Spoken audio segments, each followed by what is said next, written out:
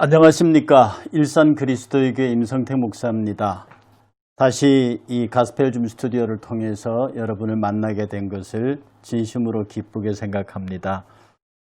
이 방송이 시작할 때마다 늘 첫인사처럼 드리는 것이 참 안타깝긴 한데 코로나19 바이러스의 어떤 진정세가 꺾어지지 않고 교회 예배에 심각한 위협을 계속 받고 있는 오늘의 현실입니다. 우리 모두가 다 이때 더 열심히 하나님 앞에 이럴 때일수록 더 열심을 내고 더 하나님의 은혜와 긍휼을 구해서 우리의 시기를 다 지나고 난 다음에 하나님 앞에 귀한 간증을 할 수 있는 그런 교회가 되기를 바랍니다. 그러면 오늘은 여러분이 가지고 있는 이 교재 65페이지 마음이 온유한 자는 복이 있나니 저희가 땅을 기업으로 차지할 것이며 하는 그 세 번째 복을 제8강으로 강의하도록 하겠습니다. 보시는 대로 여러분이 갖고 계시는 페이지 65페이지부터 74페이지에 있고요. 온유한 자의 복, 마음이 온유한 자의 복입니다. 늘 생각할 때마다 감사한 복이고요. 우리가 이 복을 누릴 수 있는 사람들이 되기를 축복하면서 강의를 시작하도록 하겠습니다. 교재에 있는 내용을 거의 그대로 파워포인트로 만들었으니까요. 제가 한번 설명하고 지나간 다음에 집에서 교재를 찬찬히 읽으시면 충분히 이해하실 수 있습니다.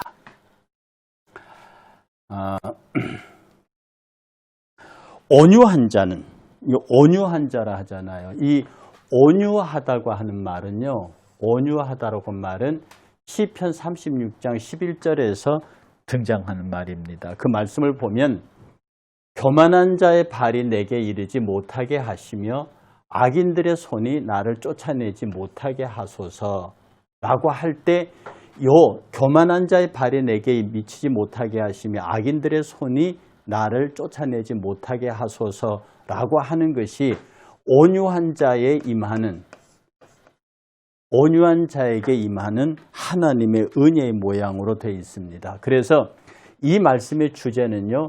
역경에 처해 있는 의로운 자를 선하신 하나님께서 끝까지 보살펴 주실 것을 굳게 믿는 신앙, 이게 온유한 신앙입니다. 그러니까 이렇게 부드럽고 다정하고 따뜻하고 이런 개념으로 온유함을 이해하시면 안 됩니다. 오늘 본문의 이해는요. 내가 어떤 역경에 처해 있어요. 내가 어떤 역경에 처해 있어요. 근데 내가 의로운 자입니다. 예수 그리스도로 말미암아 의롭게 된 자죠.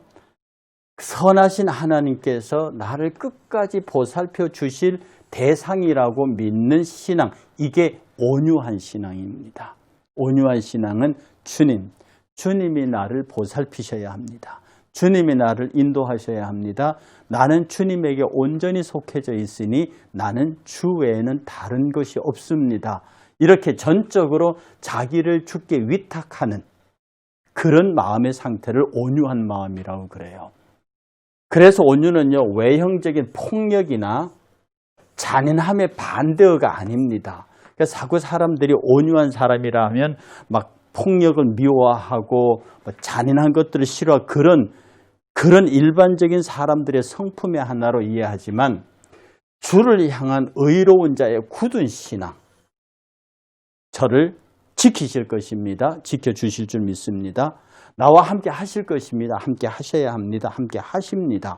라고 하는 주를 향한 의로운 자, 저와 여러분들 같은 그리스도로 의롭게 된 자들을 주를 굳게 붙드는 신앙을 온유라고 말합니다. 그러니 온유한 자가 땅을 차지하지요. 여러분, 힘있고 강한 자가 땅을 차지합니다. 온유한 자는 막 부드럽고 영어로 마일드하고 다정하고 이게 아닙니다. 강한 자입니다. 온유한 자는 굉장히 강한 자입니다. 그러니까 땅을 차지하는 거예요. 그런데 내가 강하냐? 아니죠. 그리스도가 강하십니다. 그가 나를 돕기 때문에, 그가 나에게 힘이 되시고 방패가 되시기 때문에 나는 강한 자가 되는 거예요. 주를 사랑했기 때문에 악한 자들로부터 고통을 당하기는 합니다. 그러나 그 고통을 참고 인내할 뿐 아니라 온화하고 부드러운 마음의 자세를 유지합니다. 왜요? 내가 이길 거니까. 내가 근심하고 염려할 게 없죠. 그러니까 자연적으로 온유한 자는 주께서 나와 함께 하실 것이라는 강력한 믿음 속에 밖으로 드러나는 건 굉장히 온화하고 부드럽게 나타납니다. 예수 믿는 사람은 다정해요. 예수 믿는 사람은 부드러워요. 예수 믿는 사람은 온화합니다. 그러나 감히 세상이 어떻게 할 수 없을 것 같은 굉장한 강력함이 있습니다. 그게 뭐게요? 온유함입니다. 그게 뭐게요? 예수 그리스도가 나를 지키시고 인도하신다고 하는. 그러니 우리가 그 예수 그리스도의 강력한 땅, 뒤에 땅을 설명하겠습니다마는 그게 천국일 수 있어요. 굳이 이 땅이 땅이 아니라고 말할 필요도 없어요. 그러니 우리는 온유한 사람입니다. 부드럽고 따뜻하지만 세상을 지배할 힘을 가진 강한 사람들입니다. 그게 온유의 개념입니다. 자, 그 다음. 온유와 겸손은 같은 맥락에 서 있습니다. 이 온유함과 겸손함은 같은 맥락에 서 있어요. 나는 마음이 온유하고 겸손한 예수님 얘기입니다. 나의 멍에를 메고 내게서 배우라. 그러면 너희 마음이 쉼을 얻으리니 너희 중에 지혜와 총명이 있는 자가 누구냐? 그는 선행으로 말미암아 지혜의 온유함으로 보일지니라. 그 행함을 보일지니라. 야고보서예요. 설명드리겠습니다. 칼빈은 온유라고 하는 것은 부드러운 마음으로 살며 노하기를 더디하며 절제할 수 있는 것이라고 하는 기독교인의 삶의 어떤 실천 윤리로 설명했습니다. 기독교인들은 부드러운 마음으로 살며 노하기를 더디하며 절제할 수 있는 것. 왜? 이건 강한 사람만이 할 수 있습니다. 약한 사람은 이거 할 것도 없어요. 약한 사람이 부드러울 수가 없습니다. 약한 사람은 맨날 분노에 차 있어요. 약한 사람은 부드러운 마음을 가질 수가 없습니다. 사는데 본능적인 생존 욕구가 있는데요. 그리고 절제할 수 없어요. 가진 것이 없는데 뭘 절제합니까? 세상의 정복자들은 힘으로 땅을 차지하지만 주님은 온유하심으로 세상 만물과 천국의 주인이 되셨습니다. 마태복음 21장 5절에 시온에 따르게 이르시기를 내 왕이 내게 임하나니 그는 겸손해서 곧 나귀 새끼를 탓도다 하라 하였느니라. 겸손의 왕으로 나귀를 타시 말도 아니고 나귀를 타시고 오시는 그 왕이 땅의 주인이 되시는 거거든요. 여기서 온유와 겸손이 같다고 말씀드렸는데요. 제가 여러분들에게 겸손을 설명할 때 뭐라고 설명을 드렸는가요? 겸손은요, 무조건 두 손 앞으로 모으고 이렇게 자기를 숙이는 게 겸손이 아니라고 말씀을 드렸죠. 겸손은 하나님 앞에 설 때는 제가 방금 말했던 이런 겸손입니다. 하나님 잘못했습니다. 감사합니다. 죄송합니다. 주의 말씀대로 살아야 하는데 그렇게 살지 못했습니다. 회개합니다. 할 수 있거든 주의 뜻대로 살게 하옵소서. 끝없이 내 자신을 낮추고 하나님 앞에 나의 실존을 그대로 고하면서 주의 긍휼을 구하는 게 겸손이고요. 성도와 성도 사이의 겸손에서는 그를 나보다 낮게 여기는 겁니다. 그를 귀하게 여기는 겁니다. 그가 신분고한 남녀노소를 막론하고 그를 축복하고 나보다 낮게 여기고 그를 귀하게 여기는 것이 겸손이에요. 세상을 향한 겸손은요, 감히 그들이 나를 함부로 할 수 없는 영적인 믿음과 영적인 신앙과 탁월한 도덕감을 가지고 그들 앞에 서는 것이 기독교의 겸손의 윤리입니다. 그러니 세상 앞에서 여러분이 당당한 것이 기독교의 겸손이에요. 한 영혼을 구원하기 위해서는 그 앞에 무릎이라도 꿇을 수 있습니다. 대단히 겸손하지만 강한 자의 모습입니다. 내가 그 영혼을 구원하기 위해서 그 앞에 무릎을 꿇을 수 있어요. 굉장히 강한 자입니다. 예. 그래서 그것이 겸손이라고 할지라도 온유함은요, 밖으로는 그의 성품이 부드럽고 절제하고 다정하게 나타나지만 그 안의 힘은 세상을 지배할 정도의 강력한 파워를 갖고 있는 그리스도 예수로부터 출발한 능력이 그 안에 있는 사람들입니다. 이게 온유한 성품이에요. 얼마나 강한 성품이에요? 그리 저와 여러분들은 온유하셔야 합니다. 네. 다음,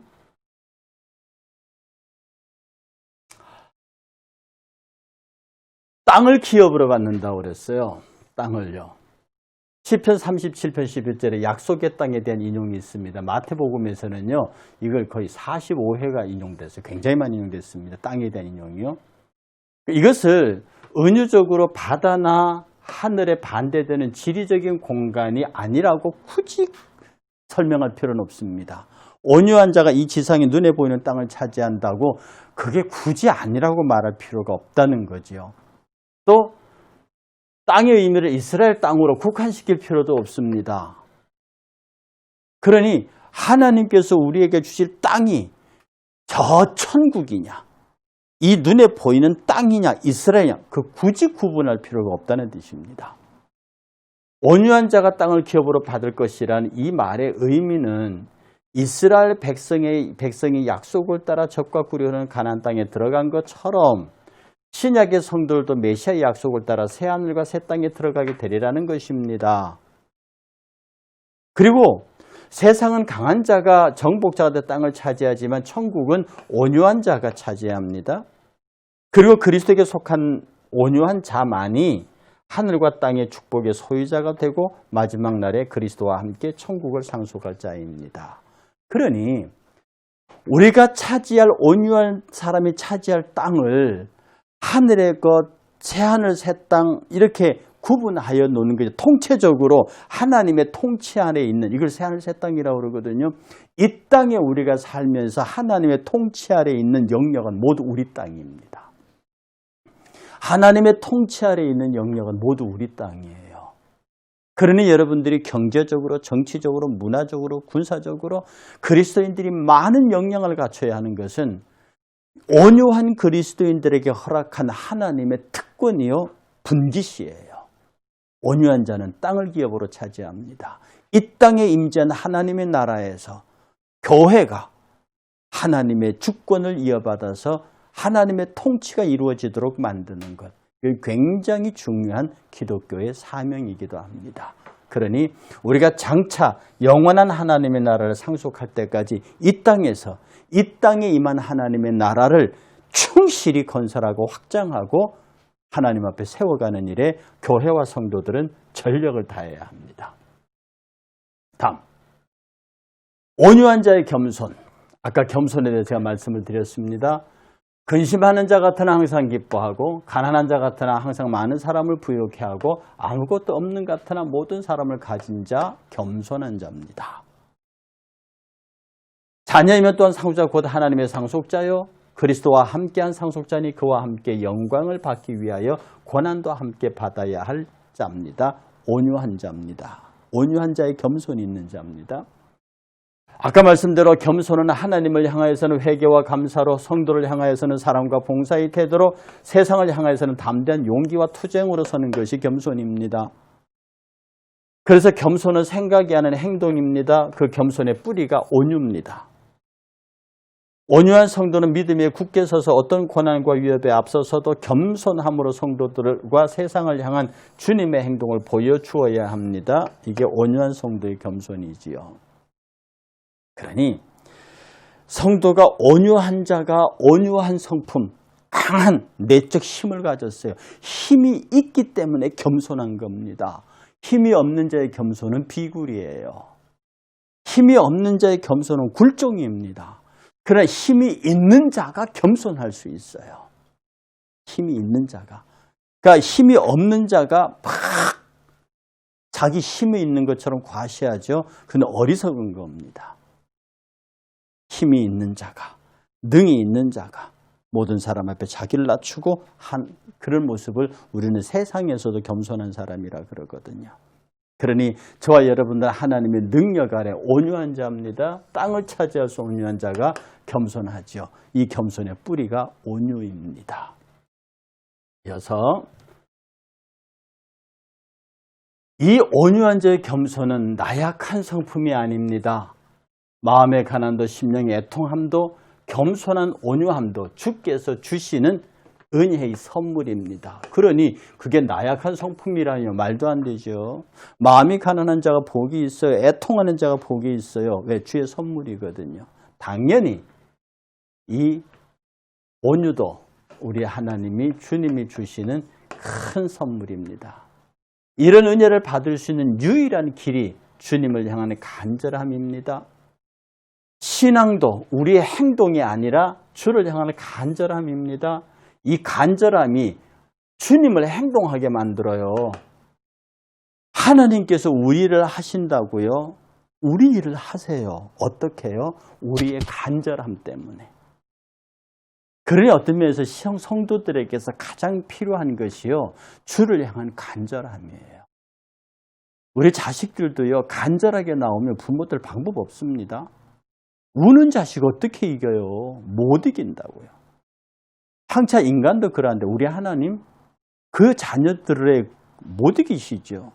못 이기시죠. 주님이 말씀하신 온유는 외적인 부드러움은 물론이고 내적인 생명의 자연스러움과 같은 거역할 수 없는 힘이 있습니다. 이 내적인 생명의 자연스러움이 있잖아요. 이게 얼마나 강한지 아세요? 아이가 태어나서 기구 일어나 서서 걷습니다. 이게 보통의 에너지인 줄 아세요? 작은 풀 하나가 태어나서 꽃이 피고 열매 맺기까지 그 에너지의 흐름이 얼마나 강력한 것인 줄 압니까? 그게 생명의 힘이에요. 바로 그 생명의 힘을 움직이는 것이 온유입니다. 기독교 모든 덕목들과 같이 온유도 하나님의 선물입니다. 기억하십시오. 하나님이 주시지 않으시면 누구도 소유할 수 없는 거룩한 성품이 온유입니다. 가난함도 온유예요. 가난함도 선물이에요. 마음이 가난한 자는 복이 있나요? 그 가난도 선물입니다. 하나님 나를 가난하게 하셔야 돼요. 애통하는 자는 복이 있네. 제가 위로를 받을 것이다. 그것도 애통하는 마음도 주님이 주셔야 돼요. 당연히 온유도 주님이 주시는 선물이에요. 여러분이 아무리 마음이 가난하려고 해도 안 되신다고요? 애통하려고 해도 안 돼요. 여러분 지금부터 애통해야지 그러고 한번 애통해 보세요. 제가 지지난주 3주 동안 강의 드린 그 애통을 하실 수 있는가? 온유가 똑같습니다. 그런데 내 마음으로부터 가난하고 애통하고 온유한 마음이 내가 주체할 수 없을 정도로 솟아져 나와요. 왜? 주시는 선물이기 때문에 그렇습니다. 그러니 우리가 이 주의 은혜를 사모하는 것이 어찌 필요 없다 하겠습니까? 자꾸 이런 것을 하나의 도덕적 모범으로 가르쳐가지고 주시면 좋고 안 주시면 그만이라고 하는 참으로 그런 이야기는 듣지 않는 것이 좋으실 겁니다. 다음, 온유에 저항하는 성품이 바로 강포입니다. 아까 말했죠. 온유는 인간의 노력으로 만들어지는 않은 하나님의 선물이에요. 선물인데 온유는 오직 그리스도와 함께 십자가에 못 박힘으로써 자존, 스스로 존재하는 겁니다. 여러분 이거 스스로 존재하는 거예요. 스스로 존재하는 거예요. 스스로 내가 있는 거죠. 온유는 그리스도와 함께 십자가 못 박혀 버림으로써 내 자아가 완전히 파괴된 사람에게 당연히 주어지는 주님의 성품이에요. 타락한 인간 본성은 하나님께 근본적으로 적합하지 않아요. 그 본성이 온유의 반대인 강포이기 때문입니다. 그래서 온유의 반대가 강포예요. 강포가 뭐냐? 하나님 없이 살려고 하는 마음이에요. 온유는 하나님이 함께 하심으로부터 나오는 파워예요. 강포는 하나님과 함께 하지 않음으로 나타나는 악한 힘이에요. 즉 사탄과 함께 함으로 나타나는 힘이죠. 그게 강포입니다. 인류의 첫 번째 대심판의 노아 홍수의 제일 중요한 원인도 인간의 강포였다고 창세기 6장 11절에서 말해요. 그때 온 땅이 하나님과 부패 포악하여 땅의 그 포악함이 가득했어요. 강포예요. 옛날 번역은 강포로 돼 있어요. 포악해요. 이 영적인 온유함의 반대가 영적인 포악함, 강포함이에요. 하나님과 함께하지 않음으로 나타나는 악한 힘, 이게 강포입니다. 이게 포악이에요. 그래서 만약 여러분이 강포하시잖아요. 강포한다고 하는 것은 막 남을 괴롭히고 막 그런 게 아닙니다. 하나님과 상관없이 살려고 하는 마음, 말씀과 상관없이 살려고 하는 마음, 주의 말씀과 은혜는 이렇게 하자 하는데 나는 이렇게 하려고 하는 거, 하나님과 구별되게 따로 살려고 하는 그 마음이 강포한 마음이고 그것은 하나님을 대항하는 죄로 나타나요. 강포는 하나님 없이 인간이 스스로 자기 힘으로 존재하려는 삶의 바탕과 거기서 나오는 모든 행위들이 강포예요. 하나님 없는 사랑, 신앙 없는 사랑, 이 전부 강포입니다. 세상 사람이 들으면 깜짝 놀라겠죠. 네 몸을 불사르게 내어줄지라도 사랑, 곧 그리스도가 없으면 아무것도 아니니라. 여러분, 여기에서 이 사랑을요, 세상이 말하는 사랑을 러브로 읽으시면 안 됩니다. 네 몸을 불사르게 내어줄지라도 그리스도가 아니면, 그리스도로 말미암는 것이 아니면 그건 아무것도 아니에요. 세상 사람들도 자기 몸을 불사르게 내어준다니까요. 그리스도가 내어주는 사건이 아니면은 그건 의미가 없습니다. 본래 인간은 자존하는 존재가 아니죠.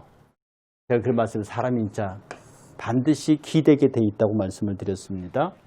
의존적 존재이기 때문에 하나님 없는 인간은 필연적으로 궁핍합니다. 강포예요. 강포한 사람은 궁핍합니다. 배가 고파요. 무엇인가 채워야 돼요. 하나님이 채워야 할 자리에 채워지지 않으니까 세상의 것들로 채우는 겁니다. 그게 강포예요. 그래서 인간은 모든 필요한 것들을 하나님부터 공급받아야 하지만 하나님 없는 인간은, 즉 강포한 인간은 자신의 궁핍을, 자신의 방법을 통해서 자연과 타인에게서 충족시키려고 하면, 강포한 사람은 그래서 자연을 괴롭히고 사람을 괴롭혀요. 저 난개발, 저거 강포한 인간들이 하는 겁니다. 하나님으로부터 필요한 것들을 얻으려 하지 않고 억지로 자연을 무지막지하게 개발해서 환경도 파괴하고 자연도 부셔버리는 거죠. 그리고 인간을 망가뜨립니다. 강포한 자들은 자기의 필요를 얻기 위해서요. 이 전제론적 의존 좀 어려운 말이죠. 그 사람이 존재하면서 갖고 나타나는 성품입니다. 이 존재의지로 하여금, 인간으로 하여금 서로가 서로에게 경쟁, 만인에 대한 투쟁. 이 고등학교 때 이렇게 교과서에 나온 얘기입니다. 만인에 대한 투쟁을 하게 만들어요. 강포는. 그렇게 그런 투쟁 관계가 되게 하는데 여기에는 불가피한 힘이 지배하는데 바로 이것이 강포입니다. 강포는 서로가 서로를 대적하게 하고 서로가 서로를 투쟁하게 만듭니다. 인류 역사의 전쟁의 원인은 영적으로 보면 강포예요. 하나님 없이 살려고 하는 인간의 욕망이, 인간의 두려운 의지가 만들어내는 것이 전쟁이요, 분열이고 다툼입니다. 다음, 그런 강포로는 절대로 인간의 궁핍을 채울 수 없습니다. 결코 그렇게 되지 않아요. 왜냐하면 인간을 충족시킬 수 있는 것은 오직 창조주에게만 있습니다. 인간을 만족하게 하고 인간으로 하여금 행복하게 할 수 있는 모든 에너지, 모든 근원은 하나님에게 있습니다. 그가 아니고는 인간이 행복할 수 없어요. 행복한 것처럼 보입니다. 건강해서, 돈이 많아서 이러저러해서 행복한 것처럼 속는 겁니다. 속지 않으시기를 축복합니다. 하나님 이외에 그 어떤 것도 인간은 채워질 수 없고요. 그렇게 하니까 인간이 하나님의 은혜로 채워지지 않으니까 인간의 힘으로 채우려고 인간의 방법을 내세우는 것, 그게 바로 강포예요. 인간의 본성 안에 자신이 머물러 있는 한 하나님을 향한 자원하는 심령으로서 순종은 있을 수 없고, 하나님에 대한 자연 인간의 근본적인 부정합성 때문입니다. 인간이 순종할 수 없는 것은 인간이 근본적으로 하나님 앞에 적합하지 않는 태도를 갖고 있어요. 모든 사람이 죄를 범하였음에 하나님의 영광에 이르지 못하더니, 모든 사람이 죄를 범하였음에 하나님의 영광에 이르지 못해 하나님에게 적합하지 않아요. 이것 때문에 스스로의 힘으로 하나님 앞에 순종할 수 없습니다. 자기 자발적으로 성령의 도움이 없이 스스로 예수 그리스도를 영접하거나 그 말씀에 순종하는 일은 없어요. 여러분이 아무리 온 힘을 다해서 스스로 하나님의 사람으로 살아보려고 노력해 보세요. 일순간 되는 것 같죠? 그건 아닙니다. 씨앗이 떨어졌다가 돌짝밭에 떨어져 싹이 냈다가 죽어버리고, 가시밭에 떨어졌다 싹이 나서 죽어버려. 똑같이 그런 겁니다. 잠깐 기쁨 같은 게 있지만 이내 죽어버려요. 자기 힘으로 하면 그렇습니다. 시편 50편 12절 보면 주의 구원의 즐거움을 내 배에 회복시켜 주시고 자원하는 심령을 주사 나를 붙드소서. 자원하는 심령, 내가 그렇게 하고 싶은 심령을 달래요. 내가 내는 게 아니라 주여 내게 자원하는 심령을 허락하십시오. 여러분 기도할 때 하나님 나로 하여금 기도할 수 있게 해주세요. 나로 하여금 찬송할 수 있게 해주세요. 나로 하여금 전도할 수 있게 해주세요. 나로 하여금 사랑할 수 있게 해주세요. 나로 하여금 봉사하고 주를 위해 살 수 있게 해주세요. 여러분이 힘으로 결심하면요, 할 수 있습니다. 어느 정도까지는. 그러나 여러분이 궁극 상황에 부딪히면 못합니다. 인간이 역시 한계를 가진 것이라서요. 자존하려, 스스로 자기가 자기 문제를 해결하려고 하는 자존의지의 근본적인 동기가 어디냐면, 이 동기가, 이 자존하는 동기가 파괴될 때야 비로소 인간은 하나님 앞에서 온유를 배울 수 있습니다. 하나님은 인간의 자존적 의지를 파괴하시기 위하여 인간에게 실패와 고통을 알게 하셨습니다. 그러니까 스스로 강포를 가지고 하나님 앞에 온유하지 못한 자를 깨트리기 위해서 하나님은 계속해서 그에게 실패와 고통을 주십니다.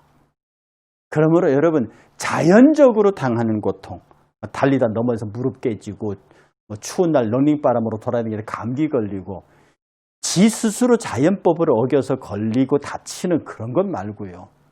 혹시 여러분이 까닭 없이 고통스럽거나 까닭 없이 여러분의 몸이 불편하거나 까닭 없이 사업에 하는 일에 여러 가지 문제가 생길 때는 여러분들은 이것을 의심하셔야 됩니다. 하나님께서 내게 이 자존적 의지가 있어가고 이걸 깨트리기 위해서 그러시지 않는가? 내가 하나님 앞에 강포한 존재로 서지 않았는가? 내 뜻대로, 내 생각대로 껍데기로는 하나님의 뜻, 하나님의 말씀이라고 하지만 실제로 내 의지대로 무슨 일을 관철시키려고 하지 않는가? 무슨 일을 생각하든 무슨 일을 판단하든 하나님의 말씀을 생각해서 판단하는가? 아니면 인간적으로 생각하는가? 이런 부분에서 여러분은 깊이 고민하셔야 합니다. 이래야 여러분들의 강포로부터 벗어날 수 있는 은혜를 입으실 수 있어요. 다음, 여러분의 교재, 하나님의 사랑에 대한 인간의 저항입니다. 이 강포는요, 하나님의 사랑에 대한 인간의 저항이 온유의 반대라고 그랬습니다. 인간이 자신의 실패와 모든 고통에 하나님께서 자신을 바른 길로 인도하기 위한 사랑의 계획인 줄 알고 하나님께로 돌아간다면 좋겠지만 인간은 그 고통과 실패에서 오히려 하나님에 대한 악의를 품고 오히려 거역하고 반항하게 되었습니다. 이때까지 그렇습니다. 계시록에 보면요, 다섯 천사가 그 대접을 짐승의 왕좌에 쏟으니 그 나라가 어두워지며 사람들이 아파서 자기 혀를 깨물고 아픈 것과 종교로 말미암아 하늘에 하나님을 비방하고 그들의 행위를 회개치 아니하더라. 정말 그 다섯 천사가요, 짐승의 왕좌에 그냥 대접을 부어버렸거든요. 어두워지고 사람이 아파서 자기 혀를 깨물 만큼 그래요. 아픈 것과 종교로 말미암아 하늘, 그런데 하나님의 하늘을 비방하고 그들의 행위를 회개치 않아요. 참 이상한 것은요, 인간에게 어떤 고통과 어떤 불행이 주어지는 것은 특별히 그것이 하나님으로부터 왔을 때는 그를 하여금 빨리 돌이켜서 다시 하나님이 원하는 쪽으로 오게 만드는 것인데, 참 이상한 것은 안 해요. 안 합니다. 그때 전도자는 절망을 느끼게 되죠. 사람들은 고통 중에 혀를 깨물면서도 회개하지 아니하고 오히려 하나님을 회방하는 슬픈 일을 저질러. 지금 이 시대에도요, 코로나 바이러스가 창궐하잖아요. 이때 제가 보는 하나님 메시지는 그렇습니다. 이제 그만해라. 이제 한국교회 그만해라. 세계교회 그만해라. 어때까지 이렇게까지 폐역의 길로 가게 하겠느냐. 동성애 문제며 차별금지법 문제며 정말 교회와 하나님의 창조 질서에 어긋나는 그 엄청난 일들이 벌어지는데 거기에 대해서 침묵하고 있는 교회들, 거기에 대해서 침묵하고 있는 목사들, 이런 것에 관해서 하나님은 참 슬프시죠. 다음, 우리는 온유하고자 하지만 강포함이 우리를 붙잡을 것입니다. 우리는 온유한 성품으로 살고자 해요. 그러나 우리의 가슴 한켠에 움틀고 있는 강포가 늘 저와 여러분들을 힘들게 해요. 여러분, 우리는 심정 온 힘을 다해서 주님 앞에 온유한 삶의 힘을 받거든요. 그런데 그 뒤에 숨어서 나를 붙잡아 끄는 또 하나의 힘이 있습니다. 그게 강포입니다.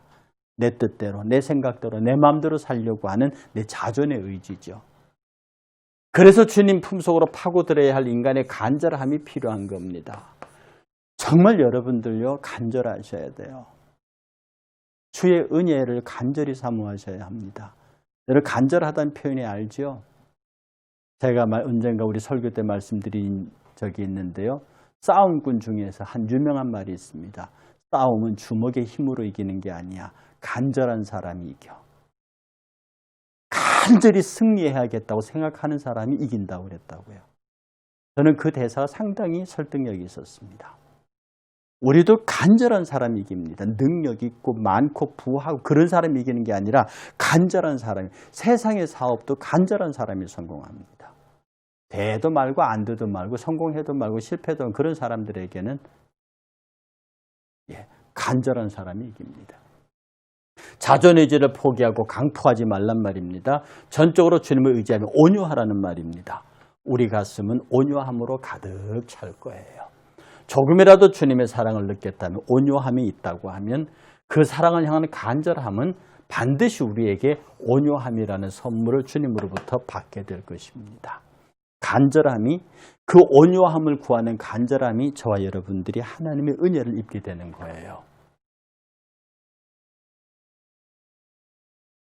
자, 이 주님이 주시는 온유, 주님의 십자가에서 시작했습니다. 선물로 주셨다고 그랬잖아요. 온유는 선물이에요. 가난, 애통 다 그렇습니다. 선물인데 그 출발점이 어디냐면 십자가예요. 그러므로 십자가로부터 오지 않는 가난, 십자가로부터 오지 않는 애통, 십자가로부터 오지 않는 온유, 다 모조품입니다. 만물과 인간의 창조를 마치신 하나님께서는 만물의 왕인 인간의 영생을 보장하시고 왕으로서의 권한과 한계를 정하셨습니다. 특별히 인간에게 만물의 생사열탈권이 왕권입니다. 왕권을 주셨어요. 통치권. 허락하셨는데요. 단지 선악을 알게 하는 나무의 열매만 먹지 마라. 즉 선악 결정권, 이게 통치권이 아닙니다. 선악 결정권, 요것만 손대지. 그러니까 여러분들, 제가 이 말씀을 반복해서 말씀드리는데요. 선악을 알게 나무의 열매를 먹지 말라. 그게 이런 사과 모양을 하고 있어가지고 자꾸 그걸 사과 과일로 이해하시는데 이건 과일이 아니라 계약서입니다. 요 나무를 열매를 먹지 마라. 이 말은 선악을 알게 한 나무의 열매를 먹지 마라. 선악을 너희가 결정하지 말라 이 말입니다. 왜? 선은 하나님이니까. 그러니까 하나님이 선이고 하나님 아닌 것이 악이에요. 그러니 그 결정을 내가 선이라고 말하는데 네가 또 선을 말한다. 그럼 네가 하나님이 되겠다는 거거든요. 그것만 하지 말라는 뜻입니다. 선악을 알게 한 나무의 열매를 먹지 말라. 다시 말합니다. 선악을 알게 한 나무의 열매를 먹지 말라. 선악 결정을 네가 하지 말라. 왜? 하나님은 선하신 하나님. 당신이 선이세요. 그러니까 당신이 선인데 인간이 또 따로 선을 결정하려고 해요. 그러면 인간이 또 다른 하나님이 되는 거죠. 그러니까 마귀가 너도 하나님이 될 수 있다고 말한 게 그거예요. 맞는 말인데 속이는 말이죠. 불가능한 거니까. 내가 그것을 먹는 날에는 반드시 죽으리라. 하나님과 연결이 끊어지리라. 이 말씀입니다. 자, 주님의 주신 온유함 역시 십자가에서 시작하는 그 연속성이 있는 겁니다. 인간이 하나님과의 언약을 깨뜨리고 사탄의 유혹을 선택한 것은 인간의 자존의식, 강포죠. 강포. 스스로 설 수 있고 스스로 사람을 판단할 수 있고 스스로 사물과 사실의 진리를 결정할 수 있다. 강포입니다. 하나님 없이 살겠다는 거죠. 하와의 눈에 비친 선악을 알게 한 나무의 열매는 지혜롭고 탐스러웠기 때문에 하와는 넘지 말아야 할 선, 즉 강포를 택하고 말았습니다. 이게 타락이에요. 타락으로 인간이 얻은 것이 강포입니다. 예, 줌에 그도 먹은지라.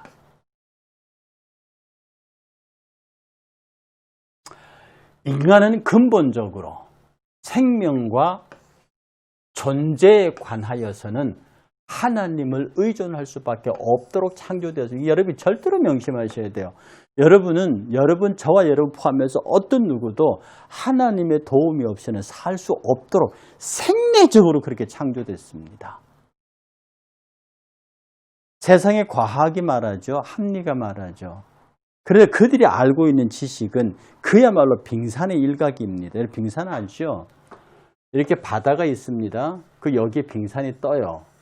그런데 여기 나타나 있는 눈에 보이는 이 빙산은요, 이 밑에, 이 바다 밑에 깔려지는 이 어마어마한 것에 비교하면 이거는 그야말로 일각입니다. 한 조각에 불과해요. 인간의 이성을 알고 있는 게 요거라고요. 이 밑에 사람이 인간의 이성으로 풀지 못하는 것들이 어마어마하게 많습니다. 그런데 인간들은 고작 인간의 이성으로 역을 풀어놓고 이거 가지고 하나님을 대항하겠대요. 인간의 신비가, 과학이 풀지 못한 신비가 얼마나 많은, 우리가 알고 있는 지식의 양은 비교도 안 될 정도로 이 어마무시한 지식의 세계를 기껏해야 또 달나라 가고 화성 가는 이 과학 기술을 가지고 이 어마어마한 우주 세계를 어떻게 설명할 수 있다고요? 코로나 바이러스 이거 하나 때문에 백신 하나 제대로 못 만들어서 1년, 2년 걸리는 이런 것을 놓고 어떻게 하나님의 생명의 세계를 대들 수 있습니까? 안 되는 거예요. 인간의 자존의식은 하나님을 거역했고 강포입니다. 인간의 강포함이 하나님을 거역했고요. 인간 스스로의 힘으로는 놀라운 것은 거의 돌이킬 수 없어요. 하나님 없이 살겠다고 그 길로 들어가 버렸어요. 그럼 돌아 나올 수 있어야 하는데 그게 인간의 힘으로는 안 돼. 인간의 힘으로 됐으면 예수 그리스도 십자가에서 돌아가실 이유가 없죠. 인간의 본성은 실패와 고통을 당할수록 자신을 포기하기보다는 더 나은 방법을 계속 찾습니다. 이거는요, 일반 사회학 같은 데서 굉장히 인간의 긍정적인 측면을 가는, 인간은 위기에 봉착하자 그러면 돌파해요. 어떤 난관에 부딪히자는 연구와 개발에서 그걸 넘어서 그게 과학입니다. 그게 문명이고 문화입니다. 인간은 위기에 부딪히면요, 짐승들처럼 해보다가 안 되면 포기하는 게 아닙니다. 인간은 어떻게 하든지 그 난관을 넘어갑니다. 그게 오늘날 과학 문명을 만들고 오늘날 이 시대를 만든 저력입니다. 인간은 그래요. 이는 하나님 없이 살겠다는 인간의 거짓 자율의 근본 동기, 곧 죄성이 파괴되지 않았기 때문입니다. 무슨 말이냐? 인간이 어떤 실패 부딪힘을 넘어서려고 총력을 다해서 거기에 힘을 집중해요. 하나님 없는 세상에서는 그게 도전의식이고 그게 불굴의 정신이고, 여러분이 잘 아시는 정주영 씨 같은 경우 해봤어? 막 자기 밑에 서울대 막 세상 인류대학 나온 막 그 임원들이 있습니다. 그들이 막 해볼때 안 된다 물으면 해봤냐고 묻습니다. 해봤어? 정말로 뭐 5만 분의 1치도 하나 들고 대통령 거북선 그려진 지폐 들고 가갖고 영국 가서 돈어도 옵니다. 이게 박사들로서는 경제학 박사들로서는 이해가 안 되는 거지요. 근데 그 양반은 그러고 갖고 옵니다. 배 만든대요. 정말 통통배도 하나 제대로 못 만나서 거대한 유조선이나 상선을 만들겠대요. 그러니까 아니 회장님 그 어떻게 만듭니까? 그분이 유명한 대답이래요. 저는 이게 사실인지 아닌지 모르겠지만 배? 그 드럼통 반 딱 잘라갖고 엔진 달면 그 배잖아요. 이렇게 말씀하셨대요. 자동차 그 드럼통 딱 잘라가지고 엎어놓고 엔진 달면 그게 차 아니냐고 그랬대요. 굉장히 단순하고 명쾌하지만 그렇게 불도저 같은 의지를 가지고 이 땅에 조선 산업을, 이 땅에 자동차 산업을 세운 사람입니다. 그가 늘 하는 말이 해봤어? 그런 말이래요. 인간은 그렇습니다. 그런 사람들이 역사를 만들고 그런 사람들이 인류의 문명의 진보를 가져옵니다. 그런데 그걸 신앙의 눈으로 보면요, 그게 하나님 없이 살려는 노력이라는 거예요. 그 근본이 어딨냐면 바로 인간이 하나님 없이 살겠다는 거짓 자율의 근본적이 죄성이 파괴되지 않았음이 거기 있는 겁니다. 우리 그리스도는 문제를 풀고 가다 딱 부딪히잖아요. 그럼 딱 놓고 기도합니다. 하나님 도우십시오. 그러니 그 일을 완성하고도 이 일을 모두 이루시는 하나님이십니다. 이렇게 말하는 거예요. 세상 사람들이 불굴의 투지와는 전혀 반대입니다. 그런데 똑같이 일을 다 완성시킬 때 세상 사람들은 그 일을 해낸 사람을 히어로, 영웅이라고 합니다. 그러나 우리는 모든 일을 다 해놓고 말합니다. 나는 무익한 종이오니. 너무나 다르죠. 적극적으로 하나님의 존재자 부인합니다. 자신들의 정당성을 강조한 결과 그들은 부패하고 행실이 가정하여 선을 행하는 자가 없습니다. 그러니 말이에요. 과학 문명이 고도로 발달할수록 인간은 그 반대를 뒤집어 쓰는 거예요. 자동차 때문에 공해요. 우리가 고도의 과학 문명의 편리성을 누리면 누릴수록 우리는 또 다른 것과 싸워야 합니다. 자연 파괴, 환경 파괴 이런 것들과 싸워야 합니다. 세상에 대해서 선한 통치를 못하는 거죠. 자, 그래서 인간은 근본적으로 생명과 존재에 관하여는 하나님을 의존할 수밖에 없도록 창조되었습니다. 그래서 인간은 스스로 할 수 없는 자기 포기의 방법을 하나님께서 준비하셨습니다. 인간은 자기 스스로는 자기 포기를 못해요. 왜? 도전의식. 인간은 본성적으로 문제에 부딪히면 자기의 힘으로 넘어가려고 한다고요. 이것이 굉장히 긍정적으로 좋은 방법이지만 기독교적 시각에 보면 그 인간의 죄성입니다. 그러니 인간 스스로 할 수 없으니까 하나님이 하도록 방법을 준비하셨어요. 그게 누구냐? 자기 아들입니다. 자기 아들을 죄 있는 육신의 모양으로 성육신, 인카네이션, 인간의 모양으로 보내주셨어요. 그 육신에게 인간의 죄를 다 뒤집어 씌웠어요. 뭐예요? 강포. 온유함의 반대말입니다. 이 강포를 다 뒤집어 씌우셨어요. 십자가에 죽게 하시고 그리고 부활하게 하셨어요. 그리고 그를 믿는 자들에게는 이 강포를 떠나 영으로 사는 온유함의 길을 열어놓으셨어요. 그러니 그 온유함의 길에 있는 자가 땅을 차지하는, 천국을 차지하는 겁니다. 이 땅을 차지하는 거예요. 실제로 온유함을 근본으로 하고 있는 기독교 국가들이 지금 땅을 차지하고 있습니다. 누구든지 이 하나님의 아들과 연합한 자는 그와 함께 십자가 못 박혀 죽습니다. 이게 뭡니까? 자기 포기입니다. 그래서 기독교 교리의 가장 핵심이 자기 부정입니다. 우리를 구원하는 구원의 가장 핵심 용어가 십자가거든요. 그 십자가로 말미암아 구원 얻은 그 다음에 성도들에게서 나타난 두 번째 십자가가 뭐냐면 자기 부정입니다. 하나님의 자기를 포장. 예수 그리스도의 십자가의 은혜로 말미암아 내가 구원받았습니다. 그 구원의 은혜, 그 구원받은 사람들이 두 번째 맞닥뜨려야 하는 것이 내가 죽었다고 하는 자기 부정. 내가 그리스도와 함께 십자가에 못 박혔나니 그런즉 이제 내가 산 것이 아니요 오직 내 안에 그리스도께서 사신 것이라. 이제 내가 육체 가운데 사는 것은 나를 사랑하사 나를 위하여 자기 몸을 버리신 하나님의 아들을 믿는 믿음 가운데 사는 것이니라. 이것이 인간의 힘으로 안 된다고요. 자의지로 안 되면 하나님의 은혜로 되는 거죠. 아들의 육신이 십자가에서 죽을 때 그 육신에게 정하신 죄, 즉 인간이 자존하려는 의지, 강포도 함께 죽습니다. 죽은 자가 자존의 근본 동기에서 벗어날 수 있는 것은 그 특성이, 왜? 죽어버리면 죽음의 특성이요. 죽어버리면 아무것도 안 되잖아요. 내 자아가 죽어버리면 하나님 앞에 저항할 게 없어요. 죽음이 자기 의지의 종식이기 때문에 그렇습니다.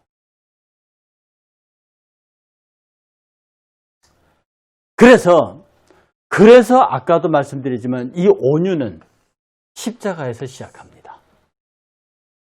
그리스도와 함께 십자가에 죽은 자, 갈라디아서 2장 20절. 이렇게 된 자만이 온유를 압니다. 자존이 죽은 자, 강포가 죽은 자만이 온유하다는 것은 십자가에서 죽지 아니한 사람은 표면적으로 아무리 온유해 보여도 그것은 온유가 아니라 위선입니다. 거짓입니다. 죽지 않은 자의 온유는 강포가 양의 가죽을 뒤집어 쓰고 있는 거죠. 속은 강포인데 양의 탈을 쓰고 있기 때문에 가장 무서운 위장입니다. 그래서 악인에게는 평강이 없습니다. 당연하죠. 안에 평강이 있으면 하나님과 연결되지를 않았는데요. 내 하나님의 말씀에 악인에게는 평강이 없다 하셨느라. 악인이 뭔데요? 강포한 자입니다. 강포자입니다. 이게 악인이에요. 하나님의 뜻. 여러분 절대로 악인 나올 적에 막 사람 죽이고 이런 것으로 이해하시면 안 돼요. 성경이 말하는 악인은 하나님을 떠난 자입니다. 하나님과 상관없이 살려는 자입니다. 이게 강포한 자고 그 반대편에 있는 자가 온유합니다. 그래서 이 온유한 자는요, 성령의 인도하심을 믿고 그 도리를 따라 순종하는 사람입니다. 그리스도와 함께 죽었다는 믿음, 단순한 고백이나 상징이 아니에요. 자신의 처절한 죽음을 경험한 실제요, 실체요. 그 경험이 만들어낸 우리의 온유함은 세상의 온유한 성품과는 근본적으로 다릅니다. 자꾸 여러분, 세상이 여러분이 이해하는 온유함으로 여러분의 교회 성경의 온유를 이해하면 안 돼요. 온유는 강한 힘입니다. 하나님께서 내 안에서 역사하시는 그리스도의 성령이 나를 온전히 지배하시도록 내어드리는 이 강포가 악한 힘이 있잖아요. 그 강포의 악한 힘의 정반대편의 파워가 온유입니다. 그걸 한가 부드러운 성품으로 이해하시면 안 된다는 뜻입니다. 우리의 온유함은 우리 안에 살아있는 그리스도의 향기요 능력이며 그 향기가 퍼져나가는 곳까지 그리스도의 능력으로 통치한 땅입니다. 이게 하나님의 나라예요. 그러므로 지금 여러분이 딛고서는 그 땅의 주인입니다. 여러분, 제가 지금 이 땅에 서 있자 목양실에 여기가 나의 땅의 주인인 겁니다. 여러분이 서 있는 그 자리가 여러분의 땅이에요. 개인이 그리스도와 함께 죽었다면 온유는 그의 것입니다. 그 온유를 향유할 수 있는 영적 자유의 소유자가 되었다고 해도 좋습니다. 온유한 자는 세상을 낙원으로 바꿀 수 있는 힘은 없습니다. 그러나 마음속의 낙원은 이 자존의 강포의 죽음으로부터 세상의 모든 것을 소유할 수는 있습니다. 이 온유한 자는 눈에 보이는 이 세상을 천국으로 바꿀 힘은 없어도 내 마음속에서 천국을 얼마든지 실현할 수 있는, 그러므로 내 시각으로 바라보는 모든 이 땅의 내용은 천국입니다.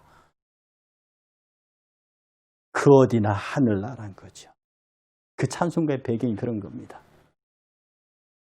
내 주 예수 모시는 곳이 그 어디나 하나님의 나라죠. 그래서 온유한 자는요, 성령의 인도하심을, 그러므로요, 이 온유한 자는 성령의 인도하심을 믿고요, 그 도를 따라 순종하는 사람입니다. 그래서 함께 죽었다고 하는 이 믿음은요, 단순한 고백이 아니에요. 상징도 아니에요. 처절한 죽음을 경험한 실제요, 실체요. 그 경험이 만들어낸 우리의 온유함은 세상의 온유함은 근본적으로 다릅니다. 저희 말씀드린 건데, 예, 똑같은 게 다시, 아니, 아까 했던 게 다시 나왔네요. 예. 예?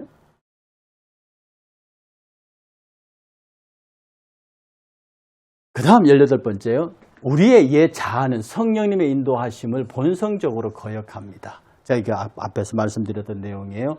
성령님은 인도하시되 결코 기계적으로나 강압적으로 그렇게 지배하려 하지 않으십니다. 우리를 끝없이 설득하셔요. 육신의 생각은 하나님과 원수가 되나니 이는 하나님의 법에 굴복하지 않을 뿐 아니라 할 수도 없어요. 그러니까 여러분의 의지와 생각으로 하나님의 뜻을 이룰 수도 알 수도 없습니다. 그렇게 하도록 하나님께서 끝없이 우리를 설득하셔요. 우리가 성령의 부드러운 이끄심에 자연스럽게 물이 흐르듯이 잘 순종하는 것을 영적 순리라고 하는데요. 이 순리 안에서 우리의 삶이 걸어갈 때 말할 수 없는 큰 평강과 승리를 체험하게 됩니다. 이렇게 하도록 주의 성령께서 끊임없이 우리를 설득하셔요. 성령께서 우리에게 끝없이 여러분의 양심에 대고 얘기하신다는 뜻입니다.